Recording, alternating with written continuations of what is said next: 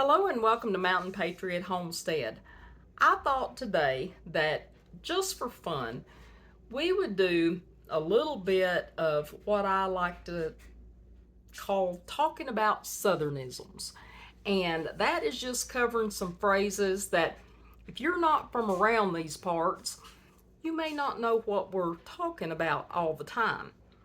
And I say that in fun because there's a lot of the younger generations don't know what we're talking about, even if they're from the South, because they may have not grown up hearing some of these phrases. Now, these phrases, I've got a bunch of phrases. I started writing them down and I realized, I've got far more phrases than I even thought I did that not me personally. It's not like I made up phrases myself, but it's ones that I grew up hearing and ones that I still use. So the ones I'm going to be sharing with you, I'm only going to do 10 today, but the ones I'd like to share if you like this video in the future are ones that I still continue to use, and hopefully we can kind of, if nothing else, those folks that's never heard some of these things that are going, because I get that a lot when I'm talking to folks, especially once I get relaxed around somebody and I start using my phrases, and I'll start getting what'd you say? Or what does that mean? Or just get that look like I have no idea what this woman just said. But I think it is fun, and I think it preserves our history to pass along some of these, as I say, Southernisms. And I know that sounds like I'm generalizing, and it really I am, but I was born in Western North Carolina, lived there for a number of years, then finished my growing up in East Texas and lived all over Texas, traveled all over everywhere, but in the South, we just, for the most part, especially us older folks, have a different way of talking sometimes. So let's just get into some of the phrases. Like I said, I picked out 10. Now, one of the phrases I'm going to break into 3 parts just because it's not going to make any sense if I don't. And so I guess it's 10 phrases and some bonuses. So let's get started. The first one is living high on the hog.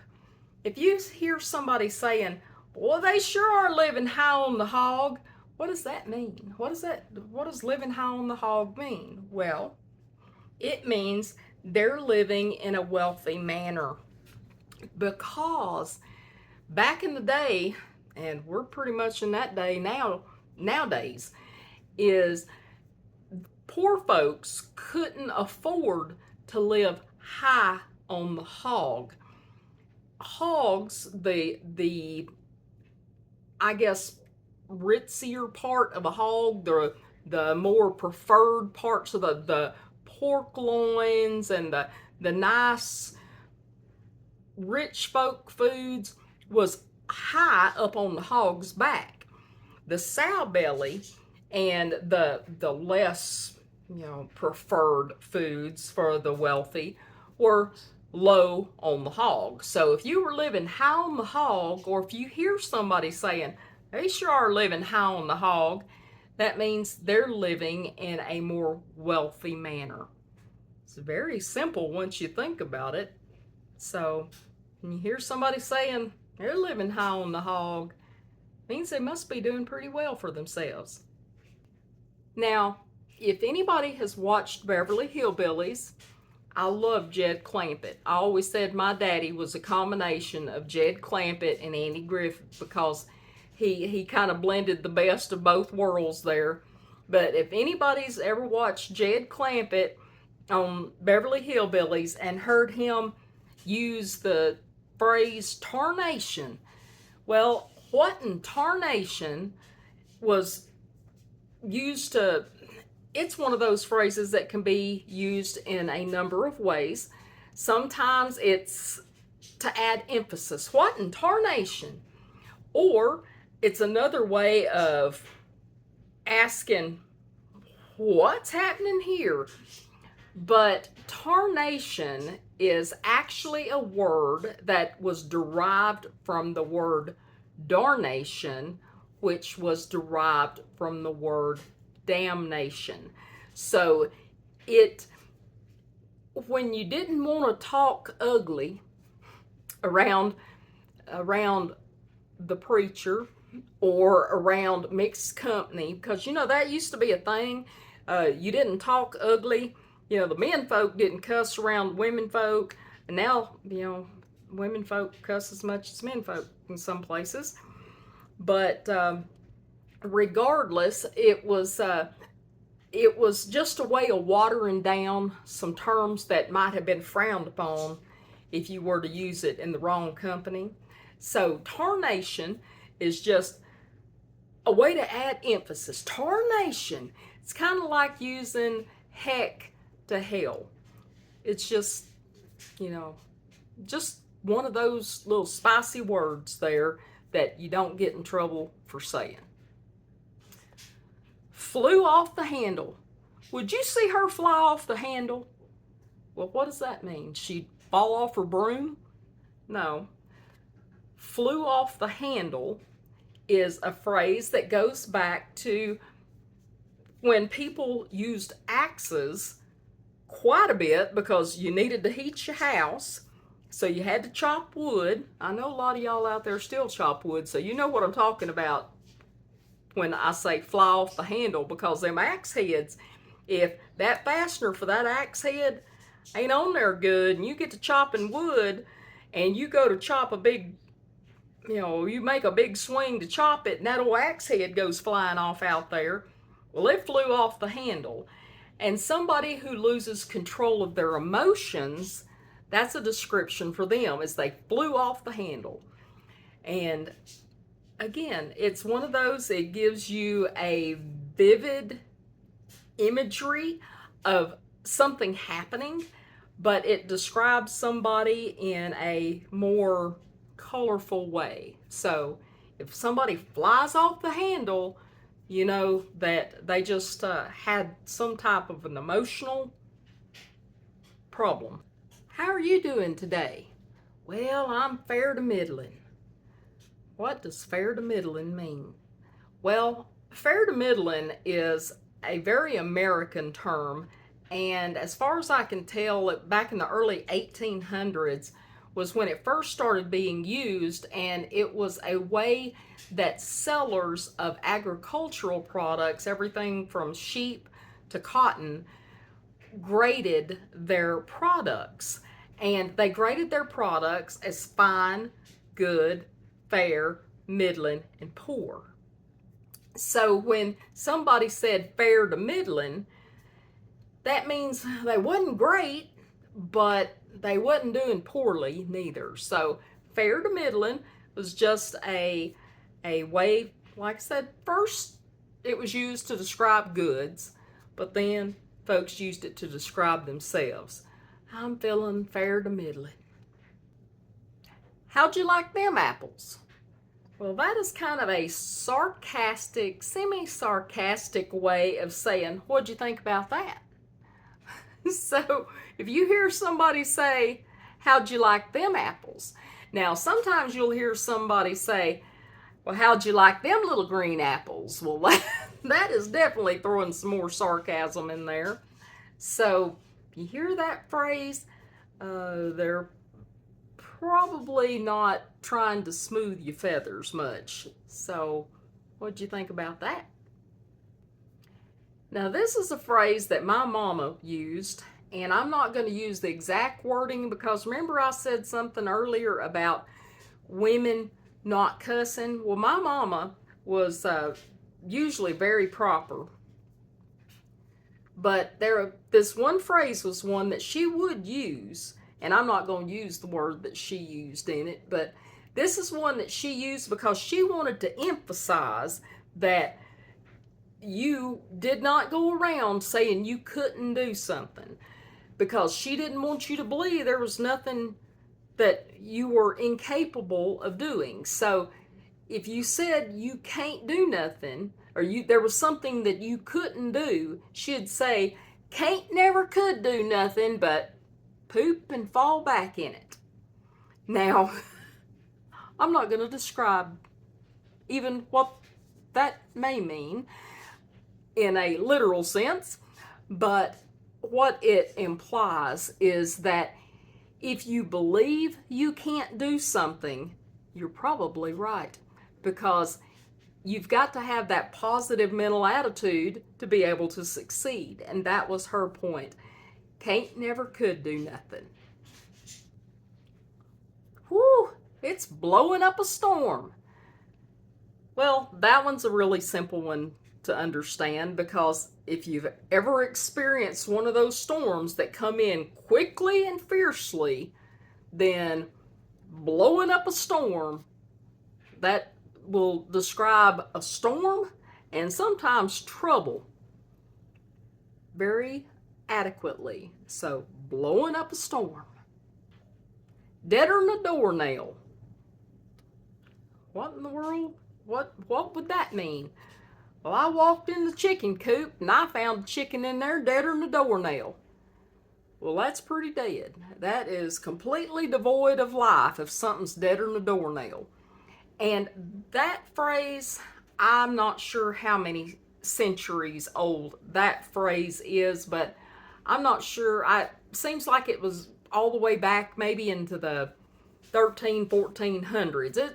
It's an old phrase, because it came up when doors, the hasp on doors, were nailed on, and the nail, as it was driven through the door into the wood and protruded out the other side, it was bent over, it was hammered down, bent over, so that nail couldn't work its way back out and the hasp come off.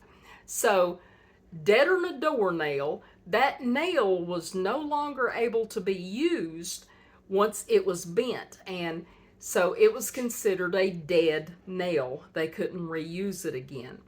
So, deader than a doornail is pretty dead. Well, that's a pot calling the kettle black. That just is very simple. Pot calling the kettle black. If you have ever cooked over an open fire, like over a campfire, no matter what pot or kettle or whatever type of cookware you put on that fire, it's all going to get sooted up. It's all going to get that smut on it and turn black on the outside, because it's sitting there and the soot from that fire is turning it black.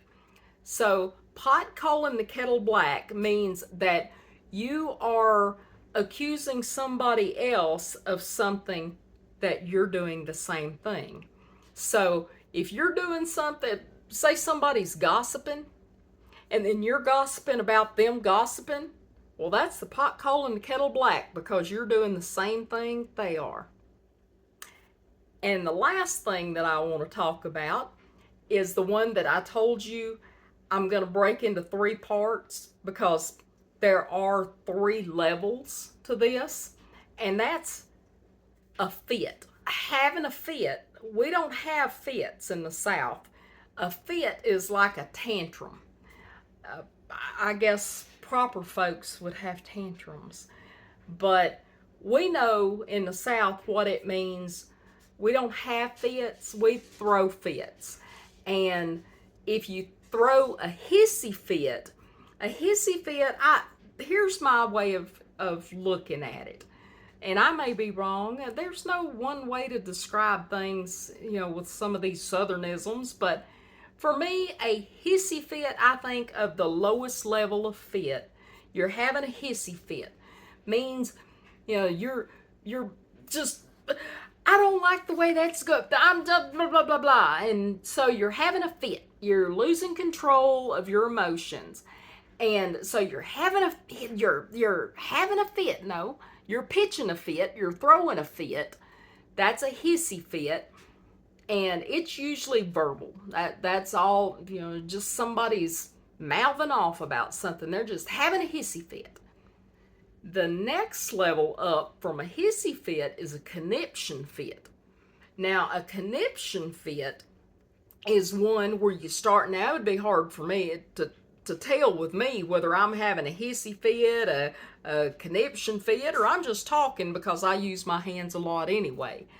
But a conniption fit is something where the body starts getting involved. You know, you're waving your hands around and you're getting physically into it. Now, I don't mean, you punch somebody or something. I mean, your body's getting involved in it. That's a conniption fit.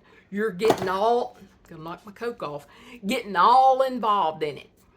That's a conniption fit. Now, the final level, and this one's kind of, you see somebody slipping off into this kind of a fit, you might want to go fishing or something. You need to get away from there because they done totally flew off the handle. And that is when somebody has a wall-eyed fit. You know, when people get them old crazy eyes and they get all crazy-eyed and wild-eyed and they're, got the conniption part of it going, and they've got the yelling and the hissy part when they've got all three levels going, and that's a wall-eyed fit. When somebody's having a wall-eyed fit, it might be time to just leave because, that's not a good place to be when somebody's having a wall-eyed fit. So they're not having them, are they? They're pitching them or they're throwing them, but they're throwing a fit. So that's the final one. So I hope y'all ain't throwing no fits this evening. I hope that you're living high on the hog and that everything that we've talked about today, I hope you found it interesting. If you like it and you want to see or hear any more of these, please give it a thumbs up, leave a comment. If you don't like it, that's fine too. Let me know. Tell me in the comments what you didn't like about it. And if you want to hear more, let me know. If you have not subscribed, please go down there and click that little bell. Don't cost you nothing. And it will get you hopefully notified of every time that there's a video that comes out. And let's just have more fun. I can do cooking videos like everybody else is doing, and I can show you how to fold towels. But I mean, this is something different for me anyway. And it's just a way for me to connect and hopefully spread or continue a culture of language that I don't want to see lost. That even if you don't use it in your everyday language, it's still something that existed, where it came from, and it's just a little part of history. If you want to hear more, let me know. And I've got so many things to do. I better go get to doing them. So y'all have a good evening, because I'm fixing to go get busy, and I will see you again real soon. Love y'all. Mountain Patriot Homestead, signing out.